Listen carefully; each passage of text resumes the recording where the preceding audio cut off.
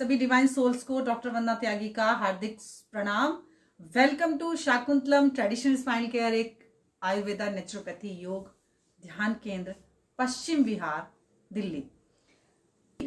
तो बात करेंगे हम आज विटामिन डी की डेफिशिएंसी से बोन कैसी हो जाती हैं और लोअर बैक पेन कैसे इसमें दिक्कत में आता है, जिसे हम कहते हैं ओस्टियोपोरोसिस।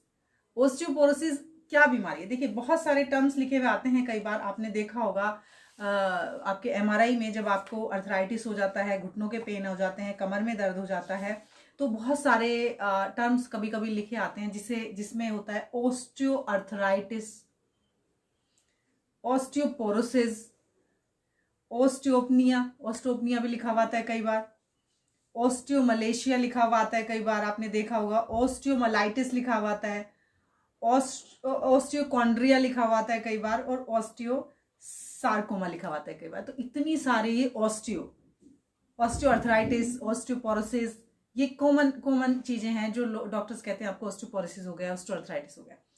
तो जो ओस्टियोपोरोसिस है उसमें क्या होता है कि आपकी जो बोन को चाहिए, आपकी बोन को जो खाना पीना चाहिए वो आपकी बोन तक नहीं पहुंच रहा।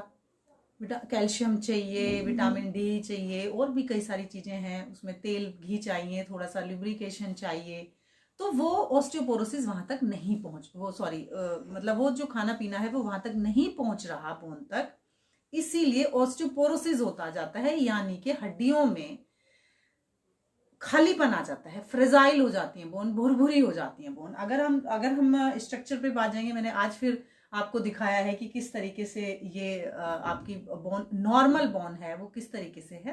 तो आज हम बात करेंगे किस चीज की, विटामिन डी डेफिशिएंसी से या कैल्शियम डेफिशिएंसी से ओस्टियोपोरोसिस का हो जाना, और वो लोअर बैक पेन में कैसे हो जाता है, और वो जब हमारी रीढ़ की हड्डी है उसमें कैसे कैसे उसमें प्रॉब्लम आती है, स्पाइनल डिसऑर्डर्स में ये कैसे काउंट होता है, और इसका क्या निवारण है। थोड़े से मैं जरूर से घरेलू उपचार जरूर बताऊंगी, घरेलू टिप्स बताऊंगी, जिससे कि आप अपने घर में करते रहें। लेकिन अगर क्रॉनिक कंडीशन है, क्रॉनिक होती जा रही है, यानी कि ये कहा जाता है कि अगर 2 महीने तक एक्यूट पेन हुआ, अभी आपको अचानक से पेन हुआ, और वो दो हफ्ते अगर वो चलता है तो उसे हम एक्यूट पेन में गिनते हैं, ठीक है। और अगर आफ्टर 2 वीक्स और आफ्टर 3 वीक्स जो है, अगर उसको वो चलता रहेगा, या वो उसको जो है वो पेन बना रहेगा, तो उसको हम फिर क्रॉनिक कंडीशन में गिन लेते हैं, ऐसा मेडिकल साइंस कहती है। और क्रॉनिक कंडीशन में तो पेशेंट 1-1 साल से भी हैं, 2-2 साल से भी हैं पेशेंट। जैसे मेरे पास आज भी फोन आए, बहुत फोन आए हैं आज, इन वीडियोस को देख बताऊंगी। तो आज हम देखते हैं जो हमारी रीढ़ रोगों की श्रृंखला चल रही है, उसमें बोन में जब विटामिन डी डेफिशिएंसी हो जाती है, बोन का जो खाना पीना है वो कम हो जाता है, तो बोन कैसे फ्रेजाइल होती हैं, कैसे दिखती हैं, उनके क्या क्या सिम्टम आते हैं। तो आज हम देखते हैं। नॉर्मल बोन होती है हमारी, नॉर्मल बोन को हम दिखाएंगे। देखिए, ये हमारी नॉर्मल रीढ़ की हड्डी है, इसे हमने सीधा करके दिखाया है बिल्कुल। ये बैक की तरफ का एरिया है। अगर हम इस वाली बोन की बात करते हैं, इस वाली बोन की बात करते हैं, तो ये हमारा बैक की तरफ, यानी कि कमर की तरफ निकला हुआ हिस्सा है। इसकी तरफ से बोन होती है हमारी, बाहर की तरफ से, जहां हम मालिश करते हैं इसकी तरफ से ऐसी बोन होती है, जो ये नॉर्मल बोन स्ट्रक्चर है। अगर हम इसको जाएं, अगर हम साइड देखते हैं, साइड से व्यू देखते हैं बोन का, तो ये हमारी नॉर्मल बोन है। यहाँ तक हमारी 7 सर्वाइकल होती है यहाँ, और 7 सर्वाइकल के बाद ये हमारी थोरेसिक आ जाती है, और थोरेसिक आने के बाद में यहाँ से हमारी रिब्स शुरू हो जाती हैं, और ये थोरेसिक आने के बाद में हमारी ये लंबर वर्टिब्रास आ जाती हैं यहाँ पर, ये, और ये सैक्रम, और ये कॉक्सिक्स होता है। अब आप इसमें देखिएगा अगर मैं आपको बताऊं, तो आप इसमें ये देखिएगा कि कितना गैप जो है, जो हमारी डिस्क है, ये ब्लू जो दिख रही है ये डिस्क है, और ये लंबा कर्वेचर बोलता है, वर्टिब्रल फोरामिनल बोला जाता है। मैंने कल बोला था ना, फोरामिना होते हैं। तो ये जो हमारी फोरामिना है, 1 मिनट, सॉरी, मेरा हाथ आ जाता है कैमरे के सामने। तो जो ये जो हमारे है, आप देख पा रहे हैं ना, ये इंटरवर्टिब्रल फोरामिना लिखा हुआ है, ये वाला, ये लिखा है। तो ये जो फोरामिना होते हैं, इनमें भी कई बार बहुत सारी प्रॉब्लम आ जाती है, जिसकी वजह से ये दिक्कत होती है। डॉक्टर साहब जुड़ गए हैं, डॉक्टर नवीन सर जुड़ गए हैं, बहुत सारे लोग जुड़ गए हैं। Thank you sir, thank you. और आप लोग अप्रिशिएट करते हैं मुझे, उसका बहुत बहुत धन्यवाद। तो ये हमारी जो बैकबोन है, ये जो हिस्सा है ये हमारी कमर की तरफ का, और ये जो हिस्सा है ये हमारी पेट की तरफ यानी कि अंदर की तरफ का हिस्सा है। तो जो ये जो हमारी डिस्क होती हैं, ये वाली जो डिस्क होती हैं ब्लू ब्लू हमारी डिस्क है। तो इस तरीके से ये कर्वेचर ऐसा होना चाहिए। अगर मैं दूर से दिखाऊं तो देखिए किस तरीके का कर्वेचर है, कैसे इसमें हमारी एक एस बना हुआ है, यहाँ से लेकर के यहाँ से एक इस तरीके से आया, फिर ये ऐसे आता हुआ, फिर यहाँ पे हमारी लोअर बैक पे जाकर के ये इस तरीके से कर्व आ गया इसमें। तो सबसे पहले जब हमारी बोन फ्रेजाइल होती हैं, जो हमारी बोन में vitamin D deficiency, calcium deficiency हो जाती है, जिसे हम ओस्टियोपोरोसिस बोलते हैं, तो सबसे पहले ये जो बोन है, ये वाली जो हड्डियां हैं या डिस्क की जो हड्डियां हैं, या ये जो हमारे फोरामिनल दिखाई देते हैं, रिब्स यहाँ से शुरू हो जाती हैं। रिब्स का फेसिड जॉइंट है जहाँ से जुड़ी हैं, ये वर्टिब्रा जो है प्रोमिनेंस बोलते हैं। इस तरीके से कर्वेचर यानी कि छाती से लेकर पेट तक का जो एरिया होता है इसको बोलते हैं ये गर्दन, ये गर्दन का एरिया है, ठीक है, सर्वाइकल कर्वेचर, ये इस तरीके से होना चाहिए। तो इस कर्वेचर में भी प्रॉब्लम आती है और ये जो बोन है ये बहुत ज़्यादा फ्रेजाइल हो जाती हैं।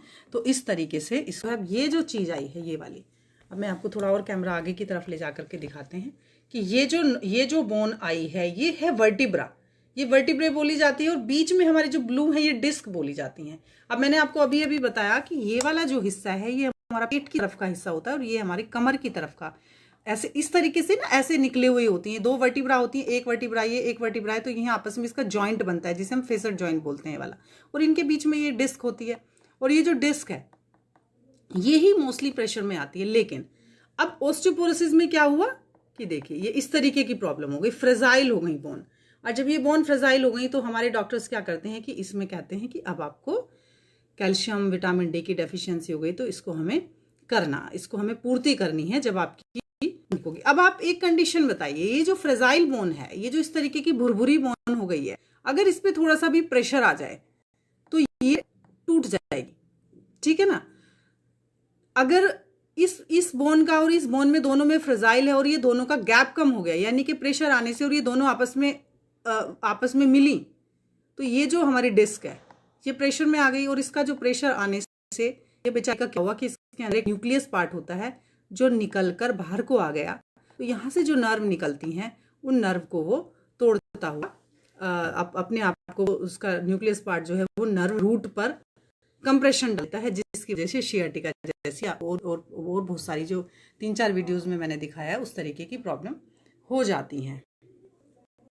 अब देखिए लिखा है नीचे ओस्टियोपोरोटिक जो है कंप्रेशन फ्रैक्चर है ये, तो इसको हम फ्रैक्चर्ड बोन भी बोल देते हैं जब आपकी उसमें आएगा कि फ्रैक्चर। तो आज मैंने आपको दिखाया कि ओस्टियोपोरोसिस होने से क्या होता है। ऐसे ही बोन आपकी जो ओस्टियोपोरोसिस है वो घुटने में मिलता है, ऐसे ही आपकी रिस्ट जॉइंट में भी हो सकता है, ऐसे ही आपका ये ओस्टियोपोरोसिस इस जॉइंट में भी हो सकता है, गर्दन में हो सकता है, आपकी जो शोल्डर जॉइंट्स है वहां भी ओस्टियोपोरोसिस हो सकता है, जहां भी हड्डियां हैं वहां हो सकता है।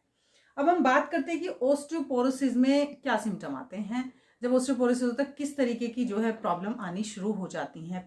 ओस्टियोपोरोसिस में सबसे पहले आपको घुटनों में दर्द होना शुरू होगा और कमर में दर्द होना शुरू हो जाएगा। कमर घुटनों में दर्द होना शुरू होगा, गर्दन में भी दर्द हो सकता है। अगर आपको केवल लोअर बैक में दर्द है तो लोअर बैक में ओस्टियोपोरोसिस की हड्डी में फ्रेजाइल होने की प्रॉब्लम आई होगी। अगर घुटनों में दर्द है तो घुटनों में आई होगी, सूजन आ जाती है, वहां पर कंप्रेशन आ जाता है, और इसके कारण से भी नर्व रूट कंप्रेशन हो जाता है, यानी कि शियाटिका की प्रॉब्लम भी हो सकती है, ठीक है। तो इस तरीके के सिम्टम आते हैं। आपको ना वहां इन्फ्लेमेशन भी हो सकती है, गरम गरम जैसा फील होगा, सूजन हो जाएगी, अगर आप उसको ऐसे हाथ रखेंगे तो थोड़ा गर्म सा फील भी हो सकता है, और सिम्टम जो वो आपका सूजन भी आ जाती है, और पेनफुल तो ये होता ही है। अगर इसका प्रभाव शियाटिक कंप्रेशन में आ गया, यानी कि शियाटिक नर्व आपकी प्रभावित हो गई है, तो आपको बैक में, पैर में भी दर्द जा सकता है, आपको बटक में भी दर्द जा सकता है, जो हमने कल की वीडियोस में बताया। कल की वीडियो को देखना बहुत जरूरी है। वो शियाटिका आम भाषा में बोल देते हैं कि शियाटिका प्रॉब्लम, शियाटिका हो गया जी हमें। तो अभी एक पेशेंट मुझसे बोल रहा था कि मैम क्या शियाटिका कभी ठीक नहीं होता? तो मैंने कहा ये बात किसने बोली? कहते सब लोग बोलते हैं शियाटिका प्रॉब्लम ठीक नहीं होती। तो मैंने उनसे एक ही क्वेश्चन किया कि शियाटिका प्रॉब्लम कितने दिन से आपको थी? उसने कहा 2 साल से।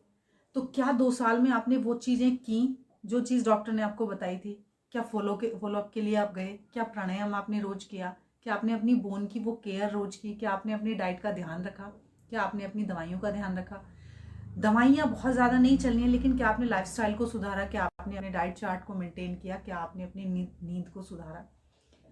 जिस वजह से आपको शियाटिका पेन हुआ, जिस वजह से ऑस्टियोपोरोसिस हुआ, क्या वो वजह पर आपने काम किया लगातार? आपने केवल 15 दिन ट्रीटमेंट कराया, 2 दिन डॉक्टर के पास गए या 1 दिन गए, उसने बहुत सारी दवाइयां लिखी और आपने उन्हें 8 दिन खाया, पेन सबसाइड हो गया, आपने सोचा है तो मैं ठीक हो गया। पेन का ठीक हो जाना नहीं होता है। पेन तो आप पेन किलर से भी ठीक कर लेते हैं, सिकाई से ठीक कर लेते हैं, अंदर से कैसे ठीक होंगे, अंदर से आप अपनी बोन को कैसे ठीक करेंगे, तो वो ही हमारा काम है बताना आपको। तो इसलिए ऐसा कभी नहीं होता कि कोई बीमारी ठीक नहीं होती, बीमारी ठीक होती है आपके ऊपर। डॉक्टर केवल आपको मैनेज करते हैं, ट्रीटमेंट बताते हैं, अपनी नॉलेज का यूज करते हैं और अपनी फीस लेते हैं। आप उसको 50% खुद ठीक करते हो अपनी सोच से, अपने कर्मों से। कर्म से मतलब वही होता है कि आप उसको फॉलो कितना करते हैं, आप अपनी डाइट को कितना सुधारते हैं, आप अपनी चीजों को कितना करते हैं। तो ऐसा बिल्कुल घबराने की जरूरत नहीं है, शियाटिका ठीक नहीं होता। इसीलिए हम पेशेंट को बोलते हैं कि आप मेरे पास केवल 15 दिन दीजिए और 15 दिन देकर आप यहाँ मेरे पास रहिए, आकर के एडमिट हो जाइए, या फिर आप जो है किसी भी तरीके से आप मुझे 15 दिन दीजिए। रोज आकर के भी हमारे यहाँ रोज ट्रीटमेंट होते हैं और एक ट्रेनिंग लीजिए। 15 डेज में आपको एक ट्रेनिंग मिलेगी, ट्रेनिंग मिलकर आप उसको फॉलो कीजिए घर पे, आप उसको रेगुलर करिए। जरूरी नहीं है कि दवाइयाँ आपको 10 महीने खानी पड़े, 1 साल खानी पड़े। आयुर्वेद में कोई दवाइयाँ होती हैं, लेकिन आयुर्वेद में टॉनिक होते हैं, आयुर्वेद में आपको स्ट्रेंथ देने की चीजें होती हैं, आयुर्वेद में वात पित्त कफ को बैलेंस करने की चीजें होती हैं, तो उन्हीं को हम दवाइयाँ बोल देते हैं। ठीक है। अब इसमें आ जाता है मैनेजमेंट। सिम्टम की बात भी कर ली, कॉज। सबसे पहले मैं कॉज बताऊं ये होता क्यों है। अब लोअर बैक पेन हुआ, सर्वाइकल पेन हुआ, घुटनों में दर्द हुआ, तो MRI एक्सरे हुए और डॉक्टर ने कहा जी आपको ऑस्टियोपोरोसिस हो गया है। ठीक है, इस ऑस्टियोपोरोसिस का हम ये इलाज करते हैं, आपको कैल्शियम की टैबलेट दे दी हैं, आपको सब चीजें हो गई हैं, तो आपने दवाइयां खाई और आप ठीक होने लगे।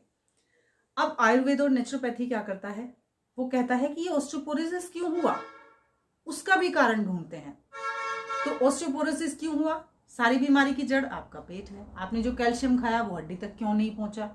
आप तो कैल्शियम लेते हैं, आप तो दूध भी पीते हैं, आप तो एग भी खाते हैं, आप तो नॉनवेज भी खाते हैं, बहुत सारी चीज, बहुत सारे लोग खाते हैं, कैल्शियम खाते हैं। गाजर में भी कैल्शियम है, कई चीजों में कैल्शियम होता है।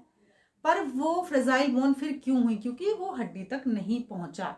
और पहुंचाता कौन है, आपका ब्लड पहुंचाता है। आपकी खाना आपकी आंतों में जाता है, आंतें उसको सक करती हैं, सक करके ब्लड में मिक्स करती हैं और ब्लड उसको टारगेट ऑर्गन तक पहुंचाता है। सिंपल फिजियोलॉजी है, ज्यादा डीप में जाने की जरूरत नहीं है। हम तो सिंपल फिजियोलॉजी की बात करते हैं, ऐसा ही होता आ रहा है और ऐसा ही होता है, और ये ही सारी आपकी फिजियोलॉजी और साइंस, आपकी जो फिजिकल साइंस है वो कहती है, बताती है। अब कहाँ ऑब्स्ट्रक्शन हुआ, जो ऑस्टियोपोरोसिस हुआ, तो ऑब्स्ट्रक्शन क्या कहाँ हुआ। सबसे पहले आपके पेट में हुआ, जहां खाना गया वहां से हो सकता है डाइजेस्टिव जूस आपके प्रॉपर नहीं सिक्रीट होते हो, जिसकी वजह से खाना चर्न होता है, चूर्ण होता है और वो आगे की तरफ निकलता है। फिर हो सकता है आपका लिवर में कहीं गड़बड़ हो, लिवर उतना आपका सिक्रीशन उसका नहीं कर रहा है, लिवर पचा नहीं रहा है खाने को, बाइल नहीं सिक्रेट कर रहा है, पित्त कहते हैं जिसको हमारी भाषा में। ठीक है, अब उसके बाद हो सकता है आपकी आंतों में, सबसे पहले छोटी आंत में जाता है, फिर बड़ी आंत में जाता है, वहां कोई आपका जूसेस को, जो खाने के जूसेस को वो सक करती हैं, आते ही तो सक करती है ना, आते सक करके ब्लड में मिक्स करती है। अगर वो वहां जूसेस सक नहीं हो रहा है, क्यों नहीं हो रहा है, क्योंकि आंतों की इनर वॉल पर कहीं ना कहीं मल फंसा हुआ है, पुराना मल, बहुत बहुत पुराना मल फंसा रहता है, तो वो सक ही नहीं कर रहा है। अब वो छोटा मोटा सा थोड़ा बहुत जाता है, बाकी का वो पोटी जो है उसकी फेसेस बन के बाहर निकल जाता है, अधपचा खाना बाहर निकल जाता है, आम बन जाती है, आम बात जिसे बोलते हैं। ठीक है ना, तो इस तरीके से आपका खाना, आपका कैल्शियम, आपका विटामिन B12, जो भी आप खाने में न्यूट्रिएंट्स ले रहे हैं, वो वहां तक टारगेट ऑर्गन तक नहीं पहुंचते। तो यही हमारा काम है कि हम इसी चीज को सुधारें। कहीं और दूसरा ऑब्स्ट्रक्शन हो, है ना, तो और इससे ही बात बढ़ी, तो सबसे बड़ा कारण क्या, आपका पेट, आपका डाइजेशन प्रोसेस, आपका अंदर फैटी लिवर आ गया, हाइपेसिटी हो गई, या कोई और ऑब्स्ट्रक्शन हो गया, इतनी सारी चीजें आपकी हो गई, तो इसी को कहते हैं ऑस्टियोपोरोसिस। ऑस्टियोपोरोसिस में आपका कैल्शियम या जो हड्डी को आपकी चाहिए वो हड्डी तक नहीं पहुंच रहा है, किसी भी हड्डी तक, कहीं ना कहीं आपके फिजियोलॉजी में, डाइजेस्टिव प्रोसेस में प्रॉब्लम है। तो ये हुआ आपका कॉज। अब ट्रीटमेंट क्या है, सिम्टम तो हमने पहले ही बता दी थी, अब ट्रीटमेंट क्या है। मेरे पास आज 3-4 फोन आए हैं कि भाई मैंने यहाँ भी इलाज करा लिया, यहाँ भी करा लिया, यहाँ भी करा लिया, लेकिन कोई फायदा नहीं हुआ और अभी मेरा पेन बना हुआ, इस तरीके के भी हैं। एक फोन मेरे पास था, फोन नहीं, वो तो हमारे साथ मेरा पेशेंट हैं, आए पर्सनली क्लिनिक पर, तो उन्होंने कहा कि जी मुझे 1 साल पहले मैंने सर्वाइकल का सर्जरी कराई। अब जो है मेरी थोरेसिक वर्टिब्रा में डिजेनरेटिव चेंजेस आ गए हैं, उसमें ऑस्टियोफाइट हो गए हैं। अब वो जो थोरेसिक में आए, मतलब थोरेसिक मतलब सर्वाइकल से नीचे की, यानी कि अगर हम बात करें तो ये लंबर है और ये बीच वाली कमर के पीछे वाली जो बोन होती है, इसमें फिर से वो आ गया है। अब वो क्यों आया? सर्जरी तो हो गई थी, पेशेंट की पोस्चर जो है मुड़ने वाला स्थिति हो गई है, पेशेंट जो है मुड़कर चलता है। तो ये अब क्यों आई? क्योंकि कहीं ना कहीं हमने ट्रीटमेंट किया नहीं। और वो बस एक जो, अब ऐसे देखिए, एक लकड़ी होती है, मैं बहुत बारी उदाहरण देती हूँ। एक लकड़ी को आप धूप में डाल दीजिए तो लकड़ी का पानी, उसका तेल, ऑयल, जो उसका अपना सब्सटेंस है, वो सब सूख जाता है, उड़ जाता है। धूप उसको उड़ा देती है, गरम गरम हवाएं उसको सौंख लेती हैं, ठीक है ना।